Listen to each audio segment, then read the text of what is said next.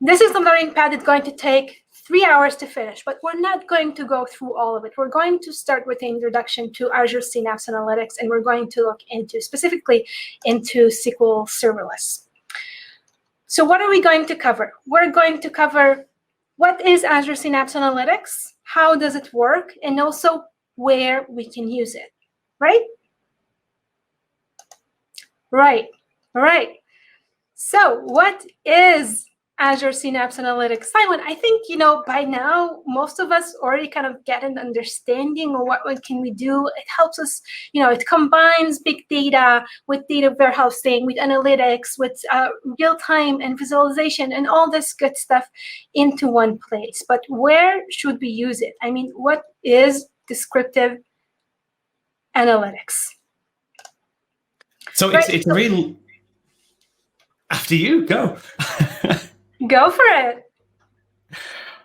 So it's whenever people are starting, it's always kind of just this: where do I go to do all these different jobs? There's so many different things in terms of signups that where they can actually sort of get involved. So descriptive analytics is just trying to understand the current state of things, and you get this kind of maturity curve of BI and where you want to be, and just being able to do just traditional stats, what you see from a warehouse. How did my product perform?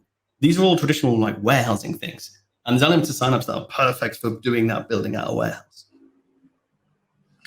Yeah, absolutely. So there's the descriptive analytics, there is the diagnostic analytics, and here we have a diagram that can help us, understand things maybe a little bit better about how the two combines and how we can use all of them together to kind of bring more insights and value into the projects that we build. So I hope I'm getting it right. Please help me if I don't. So we have the data, right? And then we have multiple analytics that we can take. So we have the descriptive, the diagnostic, the predictive, the prescriptive, and so many questions that we can ask ourselves when we work with that data related to what we want to get out of it. And all of that can help us with doing the decision making process. And we often talk about data-driven decisions. And I think this is where it really pops out. It gives us the different questions that we can ask from our data to better do our data decisions that can help us, I guess, take better actions, right? Yeah, exactly. All right. So we talked about the descriptive, diagnostic, predictive, what will happen, what should I do, why did it happen, and also how it helps us. So how is the Azure Synapse Analytics works, right? How does the architecture looks like when we want to work with it? So we know on the top there is something called Synapse Studio, right? Yeah, exactly. And that's one of the big things. There's so many different parts of Synapse that it's a little bit overwhelming when you look at that picture and you're like, okay, we've got a bit of Spark, a bit of SQL, a bit of Serverless speaker. You've got all these different bits and pieces, but it's all in a single workshop. So you've got the Synapse Studio is just that nice one-stop place you can go for all of these different things. Okay, so this is slightly confusing, to be honest, because I know we talked about data strategy and we talked about the monitoring and the fact that you have to save your data. And then I see SQL and Spark, and maybe I don't know anything about Spark. And then I have provisioned and on-demand and, SQL, Python, .NET, Java, Scala, R. Do I have to know all these languages to be productive with Synapse Analytics Studio? No, you don't. Obviously, the more you know, the more you can get out. But it's more that because it's set and settles so many different use cases, you can just use it for the slices that make sense for you. It's not like you're spinning up some gigantic thing and then having to use every single bit of it. Or back in the old days, you used to spin up buy a physical server and install an application of it, and you have to make sure you use all the parts of it. It's all pay for what you use. So spin up the bits that are right for your use case, and then just pay for what you use.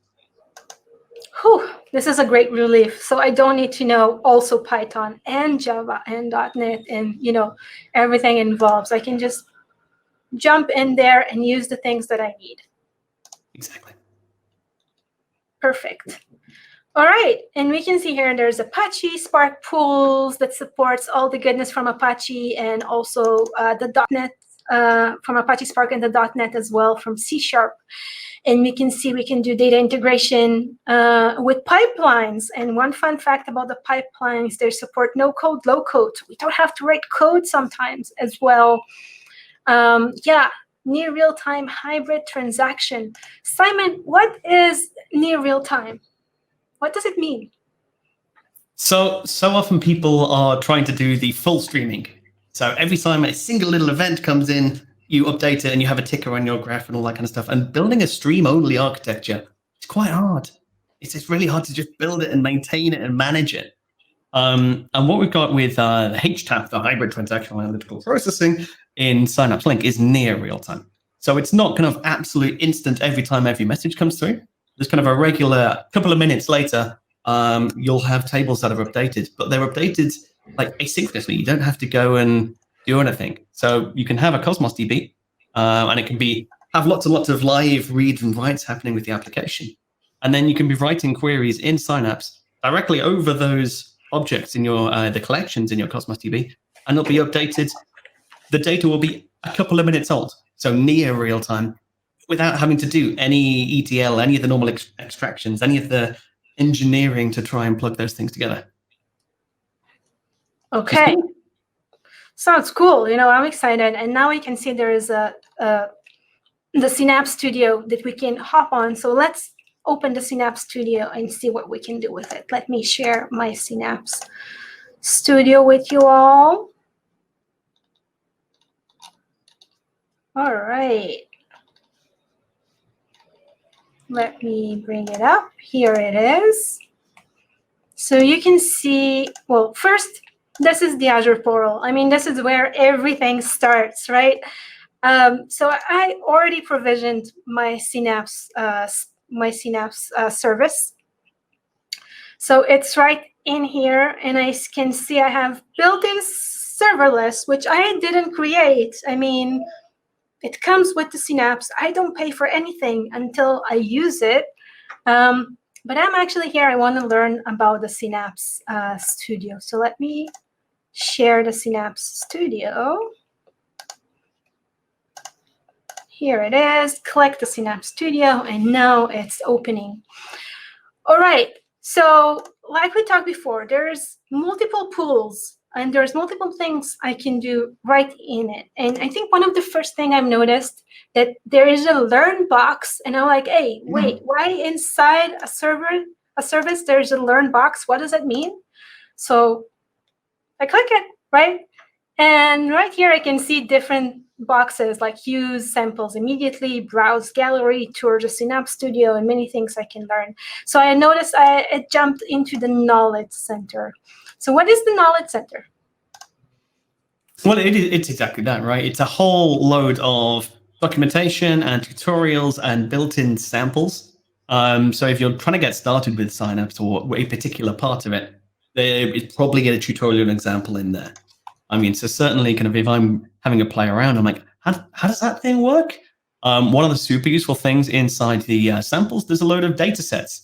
So if you're kind of having to worry about kind of creating some dummy data and getting it to work, and then you can try something, the samples are super useful just to go, you know what? I just want to take a pre-built query, a pre-built notebook, a pre-built bit of work, a demo on top of some data, so I don't need to think about doing that.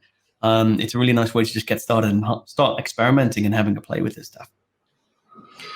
This is fun. I really like how it evolves. So I can learn directly from the studio. So let me share my screen one more time. Let me see that I'm getting the right one. All right, because I've noticed there are multiple screens in here. Okay, cool. Awesome.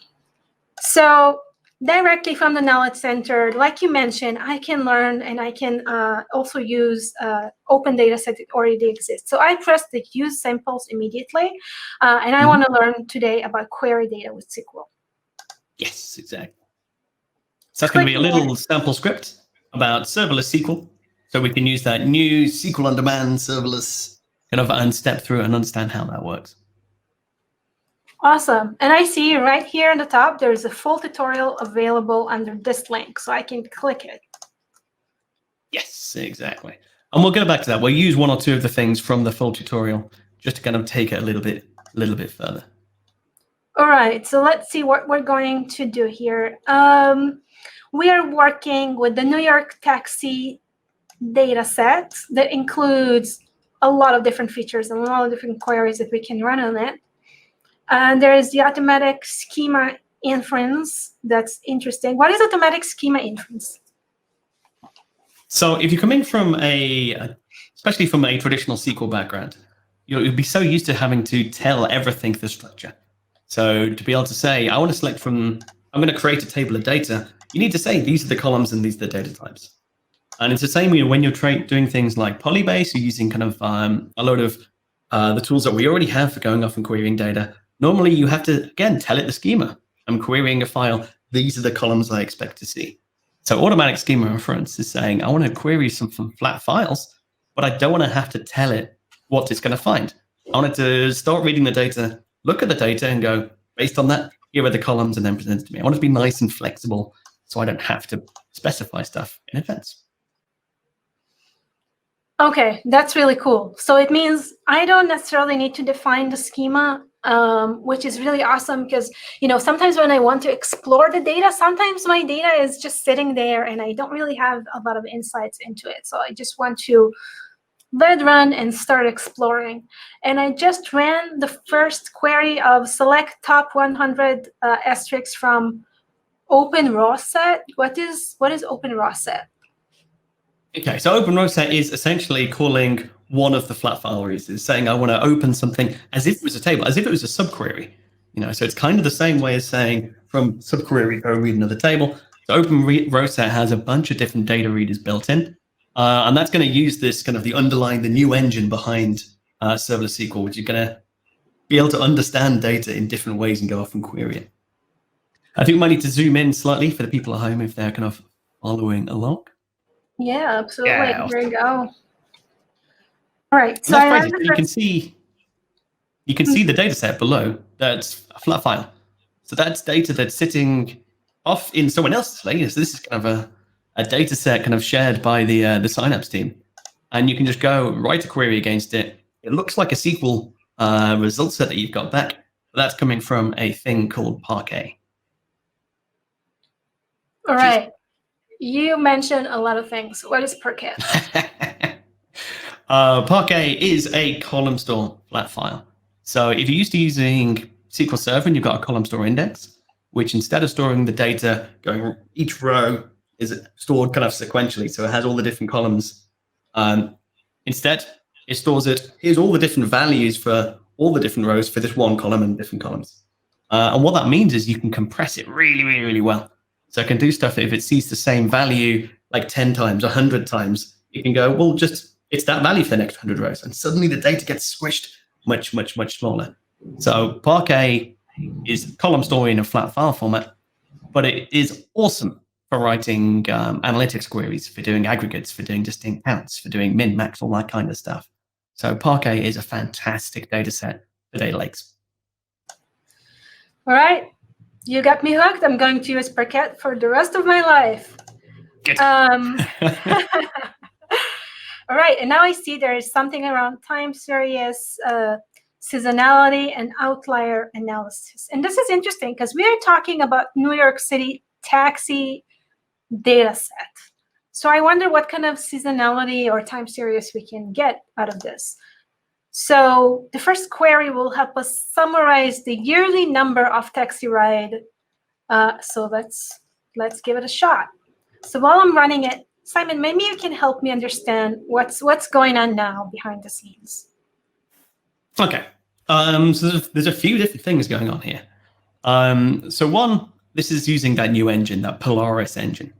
And there's a super, super interesting white paper that we'll kind of drop the link for. Which is all about how this new engine works behind the scenes. And it's a distributed query engine, it's a really hard thing to think about coming from traditional SQL Server because it's so different what's actually happening. But in order to do essentially what a full-size SQL server is doing, right? So if you have a SQL server that you've put on-prem, or you're logging onto your normal SQL server and you run a query, you kind of know what's happening there. You kind of know how many CPUs you have. You know, it's got one box, it's got all the data. Yeah, it kind of knows how it's splitting things up. And then we moved on to SQL Data Warehouse, which is that MPP style. But even that, I'm saying I've got 2 compute nodes, I've got 3 compute nodes. I've got a fixed number of servers, but they had to do a load of work to say this is how you query some data, and then do that bit of compute does that those calculations. That one does those calculations, and you have to split it up. And now, in order to do serverless, in order for it to be, it's returning results in kind of a couple of seconds. But you're not paying for a cluster. There's no compute sitting there. There's no server that you're paying for that you're just using application from. So they've had to build this whole way of saying, take this query, break it up into lots and lots of different chunks, be able to read things like Parquet. So you can say, that bit of data read that bit of Parquet, that bit of data read that bit of Parquet, but do it across millions, thousands and thousands of servers in real time and pass it back to you. So it's just a whole load of stuff that's going on behind the scenes when you're running that query, which means it comes back in a couple of seconds, which is awesome. Yeah. Wow. All right. So much engineering going on into it. I did take a look at the Polaris article, and the first thing I've noticed is the cloud native approach. They separated the compute from the storage from the state. This is like the first thing everyone needs to do when they want to work with the cloud, and they want to go with the cloud native approach. So I definitely love that. But hey, you don't have to be an expert on these things because we have these tools, and you can definitely leverage them. All right. So I noticed I ran this query and I got some information back, and I've noticed that in 2014 we had plenty of writes, but here there is a drop. I can see it by the missed digit right here, because this is how I'm looking into things. And what happened?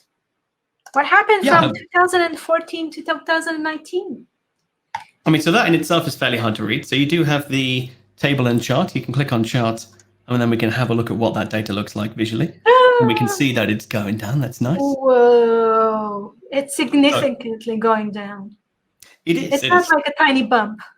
I think in the data they explain that this cut was taken halfway through 2019. So it kind of makes sense that you don't have a full year's worth of data, but we can dig into it. And that's that kind of analysis, just to do really quickly, just write a query, not wait hours for the result to come back, but just write a query, look at something, visualize it, and then be able to explore it and be able to ask more questions and dig into it. It's exactly kind of the story we're trying to tell. Yeah, so I opened the full tutorial because right here in the studio, we reached the end of the tutorial, but it did take us to a link where we can see the full tutorial about the time series, seasonality, and outlier analysis. And I think here they plotted it really nicely. So you can definitely see how it's going down. But I think the next question, I want to know if it's what happens. In 2016, this is like one of the year we want to focus on. And you want to understand a bit more, what can we tell about seasonality within the year, right? So if we can find some patterns inside the year of how people are using taxi ride shares. Yeah, and that query's got some interesting stuff. So let's put that in, and we'll talk about what that's doing. All right, so I pressed the copy, going back to my studio, and I'm going to drop it right in here and run it. All right, so it's going to start executing, but first we see there is a casting operation, and there's some value coming back, and we're casting it as date. There's a count for rides per day, so we're going to look at, for every day, how many rides people took at that day, and we know, what is this? What is all the asterisks right in this file path? So that's the joy of partitioning. So whenever we're dealing with a lake, joy. I love partitioning. I love it too much. Whenever we're dealing with data in a lake, we don't have some of the things you normally have if you're in a SQL Server. We don't have a clustered index sitting on top. So if you want to say, I only want data that's in 2016, traditionally in a lake, it's just stored as files. It doesn't know, well, that file has that data in it, that file has that data in it. There's no structure if you're just talking about flat files. And so over time, this kind of a partitioning style has evolved, which is folder-based. So you put data that pertains to different years in different folders, and you name the folder with that. So you can say, well, this is my 2015 folder, my 2016 folder, my 2017 folder. So you end up with kind of like this big folder structures with, kind of folders and subfolders and subfolders.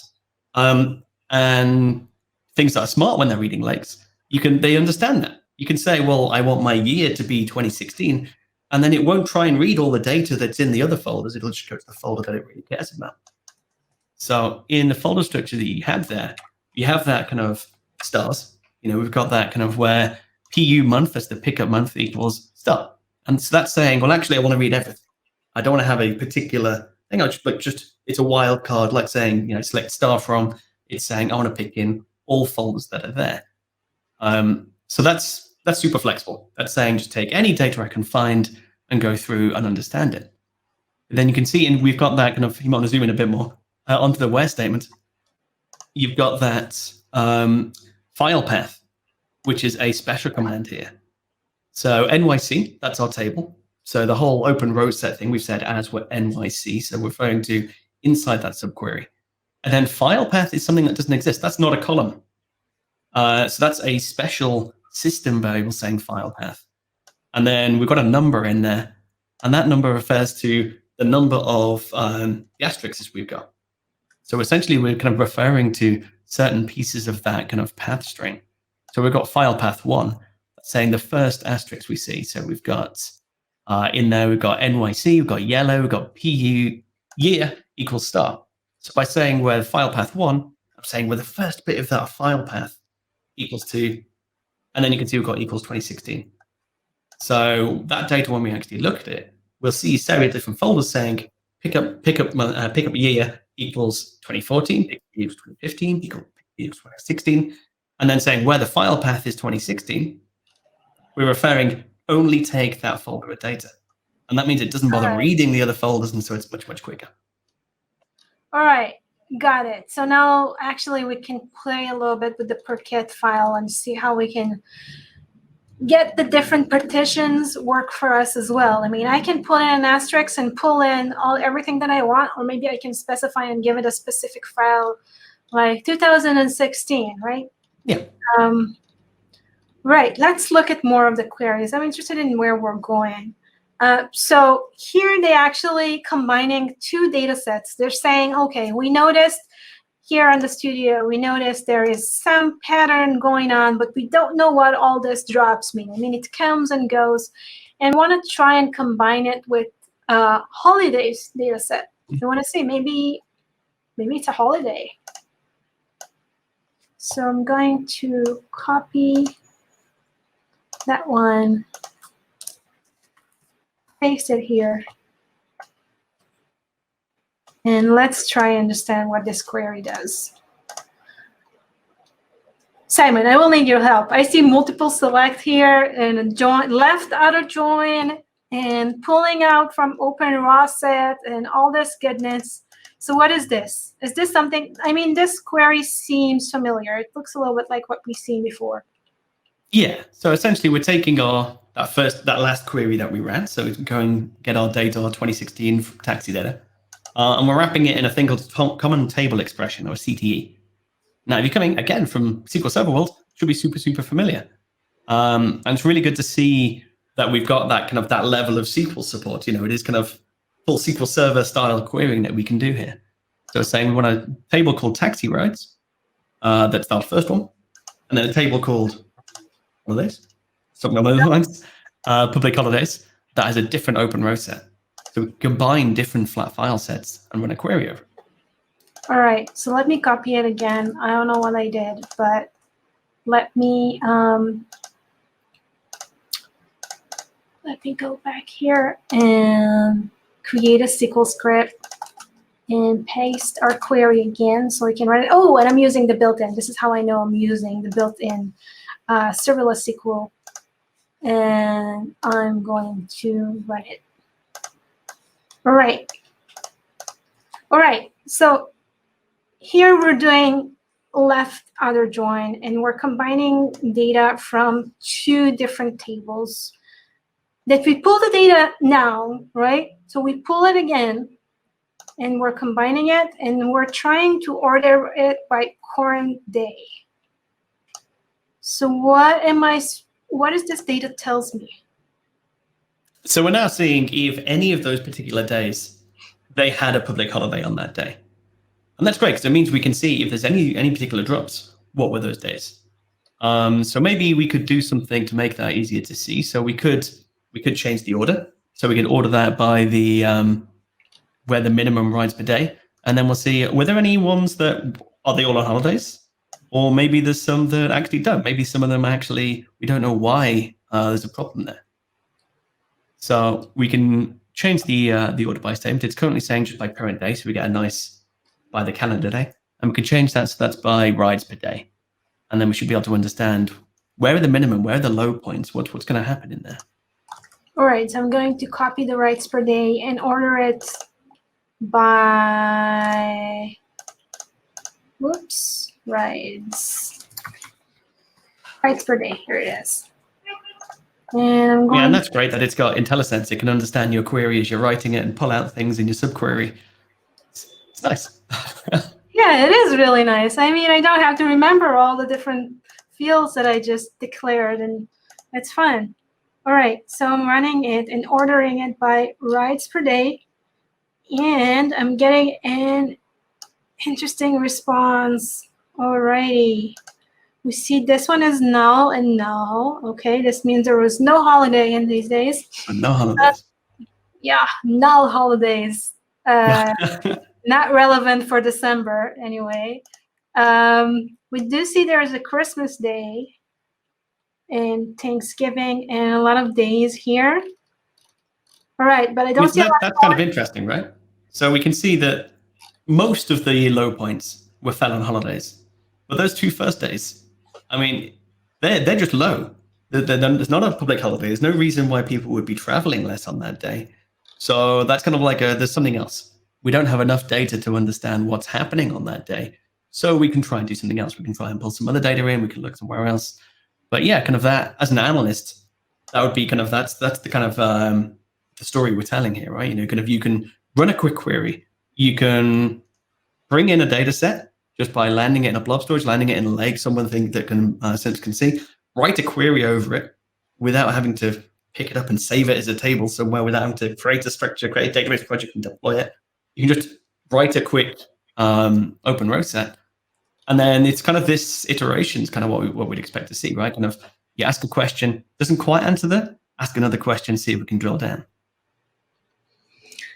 All right, sounds fun. I mean, it's, you know, this is one of the main things that sometimes people need to do is basically explore the data that sits offline somewhere in a data lake.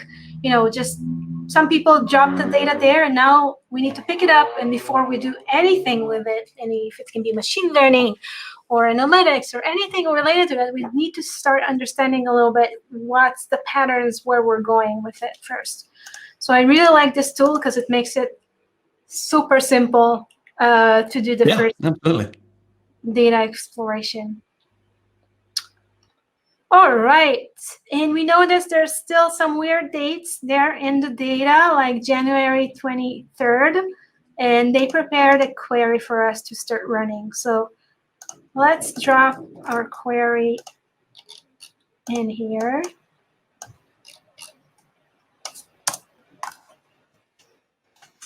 And start running it. And in the meantime, maybe you can, you know, explain a little bit of what all this functionality means. What is the average, mean, max on different fields? What does it do? I mean, so a lot of these should be super familiar to anyone who's used to writing SQL. You know, so there's a whole bunch of standard aggregation functions that are built in so that we can. I mean, you can use it as a window function. So you can write it so it's on a partition section of it saying, show me the average just for this rolling day, show me the average for a particular kind of group or particular region. Or you can do it as we are here, just saying, I want to see it over the entire data set. So we've not given it a over partition by, order by, any of that kind of stuff. So we're just basically getting some stats the average value, the highest value, and the lowest value for a bunch of different stuff across some weather data. So in this case, we're not joining it back to our original data set.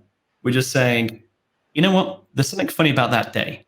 So we've got some weather data. So let's just bring back the weather data for that particular day to try and understand what's going on. So was it particularly hot, particularly cold? Was it raining? Was there something that happened on that day that might explain this? And if it did, that might then, maybe that's something that we can eventually build into analytics that we're doing. Maybe if we know suddenly, if we're a taxi company and we know that when this weather pattern hits, suddenly all our sales drop, we can prepare for it. We can actually say, well, maybe we don't need as many drivers that day. Maybe we don't. We can do something else with our fleet that day. Maybe that's the day that we book maintenance in. So you could build, kind of finding out these patterns, finding out what caused this problem. Maybe that's something we build into an ML model in future. So we look at predictions and then we go, oh, it's going to happen again. Let's try and react to it. And then it turns into that kind of prescriptive analytics.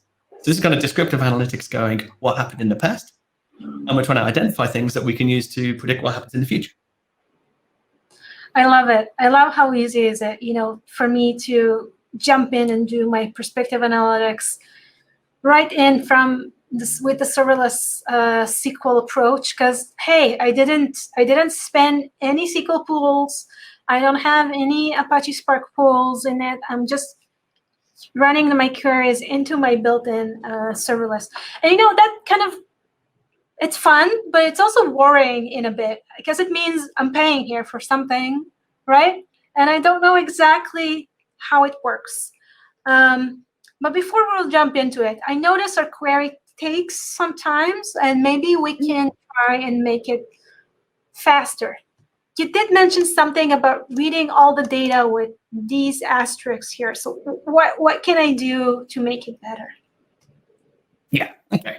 So yeah, this does seem to be taking a long time, right? This is going off doing a lot of work. It's obviously doing lots under the hood just to bring back a single day, which is like, that doesn't seem efficient. There we go. That came back. That took how long? About 3 minutes, which isn't the fastest query. Now, in this case, it's probably because it's reading way too much data. It's doing too much work before it then starts looking at years or months, kind of our aggregate stuff. All right. So you told me to bring in a single day, and I specifically asked, hey, go to the New York City data pool, and on the file path, go to 2016. Yeah, right? exactly. This is how.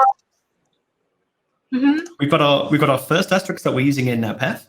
So we've got that pickup year, exactly as we did before, saying rather than reading all years, you've said nyc.filepath1. I just want to do that first one. We need to change it from NYC. It should be weather, because we're pulling from our open row set is our weather table. So it'd be weather.filepath1. We'll point to that first asterisk that we've got.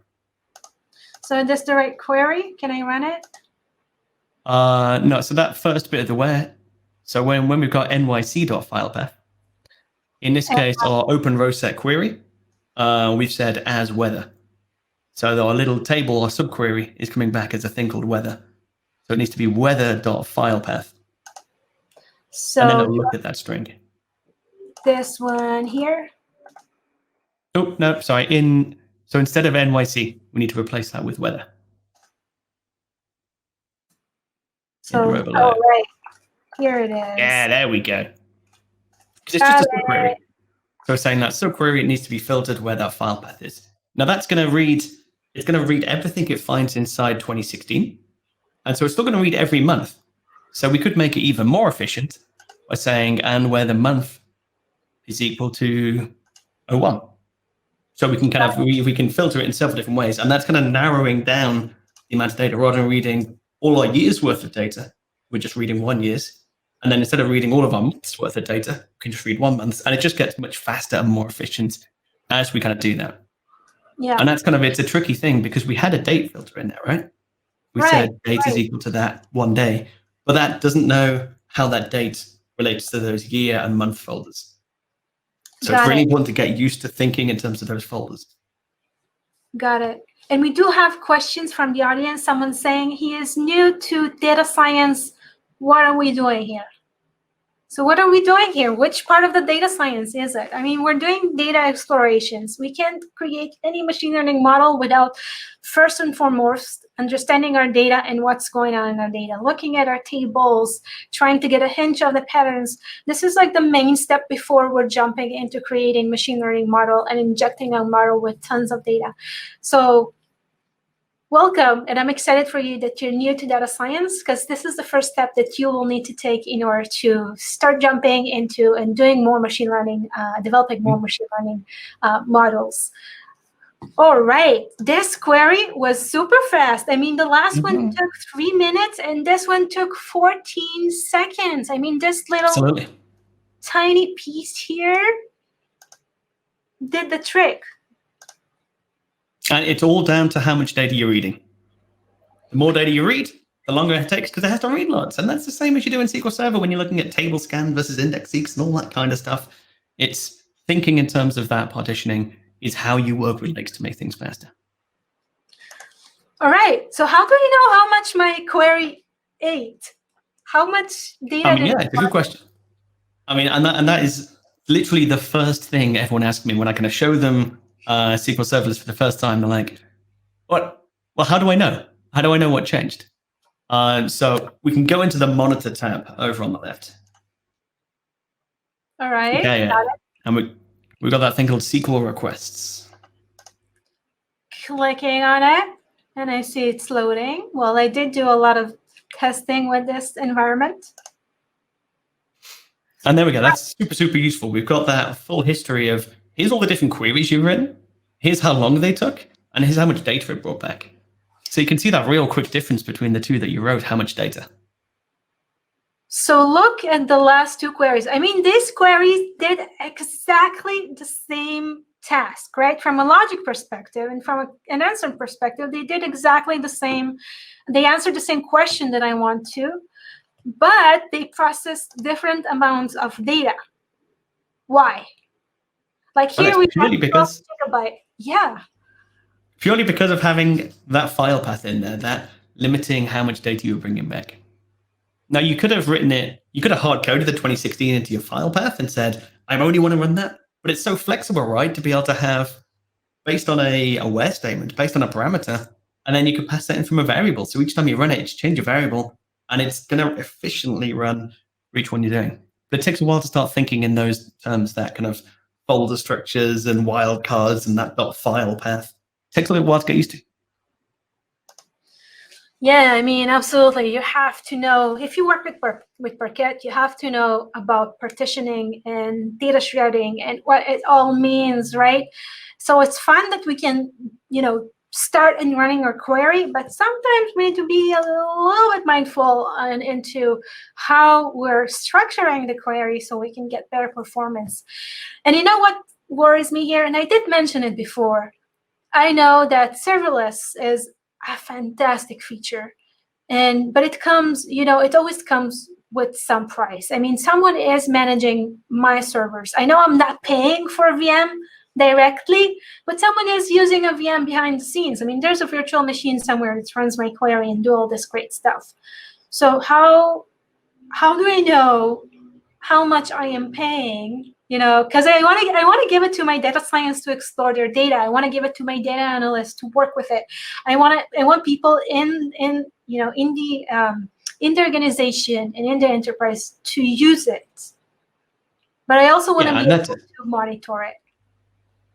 You have to, and it's kind of the second question everyone always asks is, what am I paying, and how do I stop people?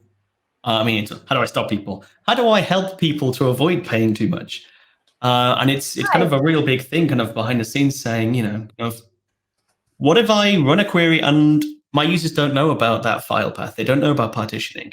What's to stop someone running a really big query that reads terabytes and terabytes of data?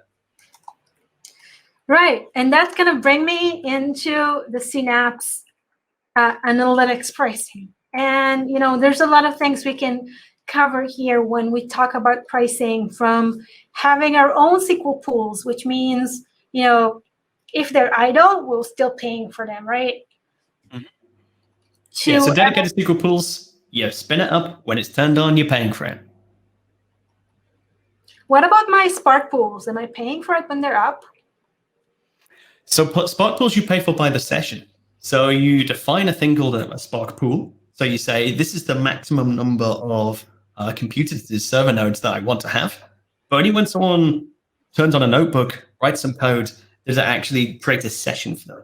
And the sessions are the things that cost money. The sessions are the things that it says, of my potential amount of compute, I want to spin up 10 VMs, 2 VMs, whatever your session size happens to be, for the lifetime of that session.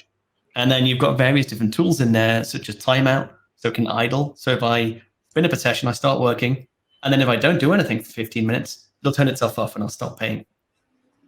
Cool. So I can actually be smarter when I work with it. Definitely be smarter.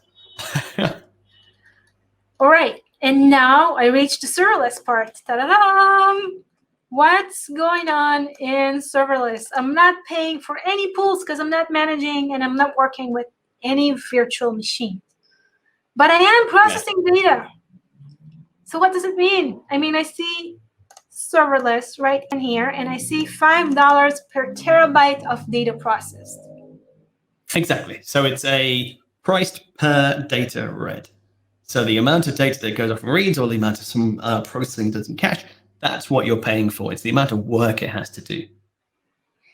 Right. So if I'll go into my Synapse workspace, and I'm in the monitor part under the SQL requests, and I can see this query here that took 13 seconds, and it kind of processed 906 megabyte in here. Mm-hmm. Then, well, it's way less than a 1 terabyte. I mean, it's so small. But yeah, this is how much data got processed. And this is what I'm going to pay for, basically, right? Exactly. And so it's suddenly kind of, when you think about you exposing this to hundreds of users, thousands of users, even if that difference of saying our first query took 12 gig, our second query was less than 1 gig, suddenly it affects price. So it's not just making your queries a lot faster and kind of keeping users happy. It's suddenly actually sort of making it cheaper. So kind of thinking about this query optimization and thinking about how people are structuring it suddenly becomes important, not just to the end users, but also to people managing it and people paying for it. Got it. So let's list, the different improvements there. First, I don't need to manage any pools, right? I don't work directly on the VM, so I don't need my engineers to put together a workspace like that for the data analyst and for the machine learning and data science folks. Second thing is, I don't have to commit to a certain size of pool, right? I can jump into my serverless, my SQL serverless environment and start running queries on top of the data that sits in the data lake and start running my exploration phase and analytics phase directly from the Synapse Studio. Exactly. And I can also monitor. I mean, I can know how much data I processed. I also know who is the submitter, right? How long did it take? Request time. I mean, I have a lot of information right in here. And there's one more thing that we need to know. Because here, that's fantastic for finding out what's been done. That's finding out what the problem was. And I go, ooh, why did we pay so much yesterday? Oh, it's because we ran 30 terabytes of queries and we didn't do any partitioning, we didn't do any elimination, we didn't do anything smart on it. And one of the real important things people keep asking is saying, how do I put a cap? How do I make sure I don't accidentally spend too much money? How do I actually make sure I can properly budget? So if we go over to the Manage tab over on the left. Yes. Okay, and we're in SQL pools already. So we can see our built-in SQL pool. Ooh. And then, yeah, exactly. You've got that little fancy icon, which is cost control. And over here, we can set a daily, weekly, or monthly budget and say, I don't want to go over a terabyte a day, 25 terabytes a day. I don't want to go over 30 terabytes a week. And as we saw, kind of because its pricing is currently $5 per terabyte, that kind of directly translates into how much money you want to be able to spend in a day, month, or week. So super important if you're thinking about doing this, and certainly if you're going to let a whole load of users loose on this, just think about what you want your budgets to be, set them. And yeah, if you start reaching it, maybe it's time to reevaluate and think about how you're doing it. If you're setting a high budget and you're reaching it consistently, maybe you'd be better off having a dedicated SQL pool because you're using it enough to use that cluster. But it allows you to kind of have that free experimentation without putting a load of money in up front, but to have some control over it. Got it. So this is a big part of data strategies. I mean, when we work with data, we have to put a component to monitor how much it costs us and what do we do. So I see the daily limit here, but I see it's in terabyte. I didn't use terabyte. I reached 21 gigabyte. I didn't even pass that, that first terabyte to put a component. So I guess I'll be good with tuning it into one, maybe even a monthly. Yeah, I think one will be sufficient. All right. What do you think? I think that's awesome.